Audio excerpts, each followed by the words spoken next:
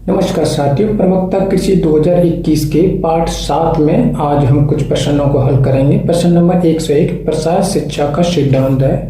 उत्तर सही है साथियों, लर्निंग बाय डूइंग यानी करके सीखना। साथियों इसका पूरा जो सिद्धांत का नाम है learning by doing and seeing is believing, यानी करके सीखना एवं देखकर विश्वास करना। इसमें जो लर्निंग बाय डूइंग जो शब्द है, इसको सन 1966 में जॉन डेवी के द्वारा दिया गया था। प्रश्न नंबर 102, मक्का में परागण का ढंग या तरीका है।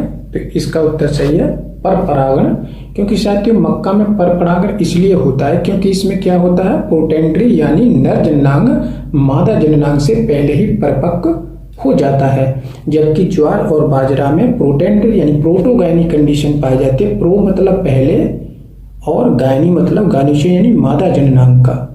तो ज्वार और बाजरा में क्या होता है, मादा जननांग जो है पहले ही परिपक्व हो जाते हैं, इसलिए इसमें स्वपरागण संभव नहीं है, पर परागण ही होता है। प्रश्न नंबर 103, बगीचे की किस दिशा में वायु अवरोधी पौधे रोपित किए जाते हैं। तो इसका उत्तर सही है साथियों, उत्तर पश्चिम दिशा में। ऐसा इसलिए है कि साथियों जैसे ये हमारा बाग है, तो बाग में पश्चिम की ओर और उत्तर की ओर या उत्तर पश्चिम की ओर इसलिए लगाए जाते हैं क्योंकि उत्तर से ठंडी हवाएं चलती हैं तथा पश्चिम से गर्म हवाएं चलती हैं। इसलिए ये जो विंड ब्रेक जो लगाए जाते हैं, जिनको कहा जाता है जो विंड ब्रेक, ये किस दिशा में लगाए जाएंगे, उत्तर तथा पश्चिम दिशा में ही लगाए जाते हैं। जबकि जो कटिंग होती है वो दक्षिण से पूर्व की दिशा में लगाई जाती है।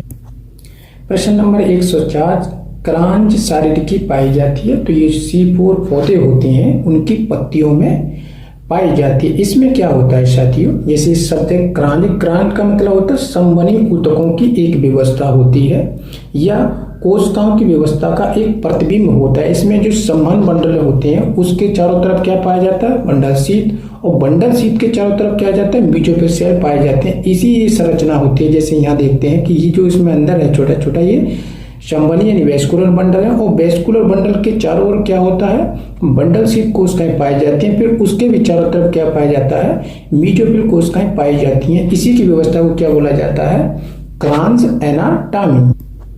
प्रश्न नंबर 105, निम्नलिखित में से कौन सा पोषक तत्व परागकण, फल तथा बीज निर्माण के लिए आवश्यक होता है। उत्तर सही है साथियों, इसमें बोरोन, क्योंकि इस प्रश्न को हम पहले भी हल करा चुके हैं। प्रश्न नंबर 106, मीजोफिल तथा बंडल शीत पाए जाते हैं। तो साथियों ये किस में पाए जाते हैं, ये पत्तियों में ही पाए जाते हैं। प्रश्न नंबर 107, समुदाय की प्राथमिक इकाई है। उत्तर सही है साथियों, फैमिली यानी कि परिवार। प्रश्न नंबर 108, यानी unconsolidated material overlying rock is known as, यानी जो अपिंडित जो पदार्थ होता है चट्टानों के ऊपर, उसको कहा जाता है साथियों रिगोलिथ। जबकि जो सोलम होता है ये क्या होता है, A+B और इसमें पाया जाता है E, यानी मुख्य रूप से A और B होते हैं, उसी को आप क्या बोलते हैं, सोलम कहते हैं।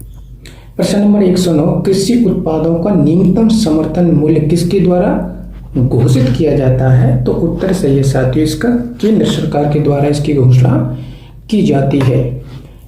1 जनवरी 1965 में साथियों इसकी जब स्थापना हुई थी, तब इसका नाम था कृषि मूल्य आयोग यानी APC, लेकिन 1985 में इसका नाम क्या कर दिया गया था, CACP यानी commission for agriculture cost and price.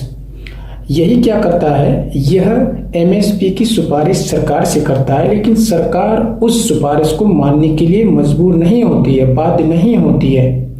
जैसे मान लो कि किसान का MSP 100 रुपये कुंटल किया गया, लेकिन सरकार इस 100 रुपये मानने के लिए बाध्य नहीं है, हो सकता है इसका केवल 50 रुपये ही दे।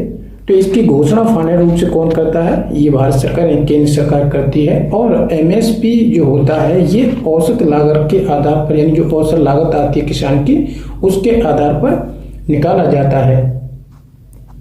प्रश्न नंबर 110, एक स्थानिक संस्थापन उर्वरक अनुप्रयोग विधि का उदाहरण है। तो साथ ही इसमें क्या है, लोकलाइज्ड ट्रीटमेंट। इसका मतलब होता है कि इसमें पौधे की जड़ें या बीज को ध्यान में रखते हुए उर्वरक को दिया जाता है, इसलिए इसे क्या बोलते हैं, लोकलाइज या स्थानिक, यानी स्थान विशेष पर भी उर्वरकों को देना, यानी 4 से 5 सेंटीमीटर बीज के नीचे आए, यानी राइट हैंड साइड या लेफ्ट साइड में दिया जाता है। इसके लिए स्पेशल शब्द दिया जाता है। तो इसमें सही क्या है, जैसे कि गोलिका यानी पैलेट एप्लीकेशन, जबकि और इसमें जो दे रखा है ये क्या है, ये आपकी है प्लेसमेंट मेथड, जबकि लोकलाइज प्लेसमेंट के अंतर्गत क्या आता है, जैसे ड्रेसिंग, पट्टी किनारे, गोलिका और ड्रिल संस्थापन। प्रश्न नंबर 111, एक उर्वरक जो 3 आवश्यक पोषक तत्वों की पूर्ति करता है उसको बोलते हैं सिंगल सुपर फॉस्फेट, जबकि डीएपी में क्या पाया जाता है, 18% नाइट्रोजन और 46% P2O5 पाया जाता है। एसओपी यानी सोडियम और पोटास में क्या पाया जाता है, 50% K2O तथा 17.5% सल्फर पाया जाता है। प्रश्न नंबर 112, फलों को पकाने के लिए प्रयोग होने वाला हार्मोन है, उत्तर है इथाइलिन, यह एक गैसीय हार्मोन है। प्रश्न नंबर 113, भारत में सर्वप्रथम कौन सा उर्वरक बना, उत्तर सही है साथियों इसको सिंगल सुपर फॉस्फेट। प्रश्न नंबर 114, निम्न में से कौन सा दृश्य प्रसाधन है, तो इसका उत्तर सही है साथियों स्लाइड, ये दृश्य के अंतर्गत ही आता है। दृश्य में और आते हैं जैसे flash card, projector, slide etcetera, और बाकी आपका जो पीपीट शो है और ड्रामा है, टॉकिंग बॉल है, ये किसके अंतर्गत आता है, ये ऑडियो तथा विजुअल, यानी ये दोनों के अंतर्गत आता है। पीपीट शो भी क्या है, ये ऑडियो प्लस विजुअल के अंतर्गत आता है। प्रश्न नंबर 115, रोपण की किस विधि में वर्गाकार विधि की अपेक्षा या तुलना में 81% ज्यादा पौधे लगते हैं, तो उसको बोलते हैं आपका क्विंसेंस सिस्टम या पंचभुजाकार सिस्टम के नाम से जानते हैं। जैसा कि मैंने यहाँ बना रखा है साथियों, उसको जैसे ये आपकी वर्गाकार विधि है, तो वर्गाकार विधि में जो विधि है और एक पंचभुजाकार विधि है, इसमें क्या होते हैं, इस विधि की अपेक्षा इसमें लगभग 1.5 से 2 गुना, और यहाँ पे जो दे रखा 81% पौधे अधिक लगते हैं, क्योंकि साथियों इसमें बीच में पौधा लगाया जाता है जिसको पूरक पौधे के नाम से जानते हैं। अन्य इसमें देखते हैं जैसे हेक्सागोनल, तो हेक्सागोनल में क्या होता है, वर्गाकार विधि की अपेक्षा 15% पौधे अधिक लगाए जाते हैं, किसमें, इस विधि में। जबकि जो आपका ट्रायंगुलर मेथड होता है, इसमें क्या होता है, वर्गाकार विधि की अपेक्षा क्या होता है, यानी इसकी तुलना किसके साथ की है, इसके, तो इस विधि में इसकी अपेक्षा कितने पौधे कम लगेंगे, 11%, यानी अगर आप जो है त्रिभुजाकार विधि से बाग लगाएंगे तो उसमें 11% कम पौधे लगेंगे कंपेरिजन टू वर्गाकार विधि के। प्रश्न नंबर 116, मृदा निर्माण के निष्क्रिय कारकों में शामिल किया जाता है, तो इसमें आते हैं साथियों पैतृक पदार्थ, जबकि इसमें जलवायु एवं जीव किसमें आते हैं, सक्रिय कारक के अंतर्गत ये आते हैं। प्रश्न नंबर 117, रानीखेत है, तो साथियों ये जो बीमारी होती है मुर्गियों में लगने वाली बहुत ही एक विनाशकारक बीमारी है, जो कि विषाणु के द्वारा होती है, और इसका दूसरा नाम क्या, न्यूकास्टले डिजीज के नाम से जानते हैं। जबकि जीवाणु के द्वारा लगने वाली बीमारी क्या होती है, जिसको गिल्टी रोग या एंथ्रेक्स के नाम से जानते हैं। कवक के द्वारा लगने वाली जो बीमारी रिंगवर्म है, तथा एक पशु में बीमारी लगती है जिसका नाम है सर्रा, जो प्रोटोजोआ के कारण लगती है, अतः इसका उत्तर ए सही है। प्रश्न नंबर 118, भारत सरकार द्वारा नीति आयोग का गठन कब किया गया था, तो 1 जनवरी सन 2015 में। ये नीति आयोग जो था साथियों, ये योजना आयोग के स्थान पे लाया गया था। प्रश्न नंबर 119, कार्बनिक रासायनिक उर्वरक है, उत्तर आपका सही है यूरिया।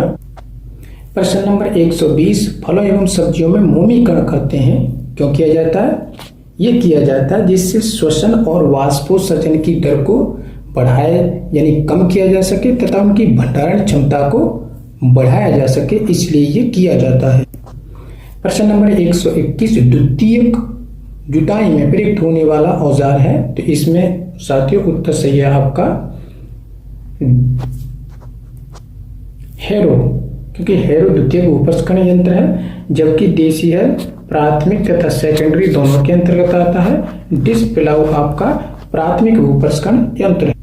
प्रश्न नंबर 122, अम्लीय वर्षा निम्न गैसों के कारण होती है। तो साथियों ये होती है नाइट्रोजन डाइऑक्साइड और सल्फर डाइऑक्साइड के कारण होती है, क्योंकि ये जब जल के साथ रिएक्शन करेगा तो H2SO4 यानी सल्फ्यूरिक अम्ल बना देगा, और जब ये जल के साथ क्रिया करेगा तो HNO3 यानी नाइट्रिक अम्ल बना देता है, और यही जल में घुल के जमीन में आ जाते हैं, जिसको बोलते हैं अम्लीय वर्षा। प्रश्न नंबर 123, पशुओं का खुरपका एवं मुंहपका रोग के द्वारा होता है। तो इसका उत्तर सही है, वायरस के कारण होता है। प्रश्न नंबर 124, अधिकांश मृदाओं का स्थूल घनत्व यानी कि वर्क डेंसिटी कितनी होती है? 1.02 से 1.80 ग्राम प्रति घन सेंटीमीटर होती है। प्रश्न नंबर 125, बाजरा की बीज दर होती है 4 से 5 किलोग्राम प्रति हेक्टेयर होती है। इस वीडियो में इतना ही साथियों, धन्यवाद।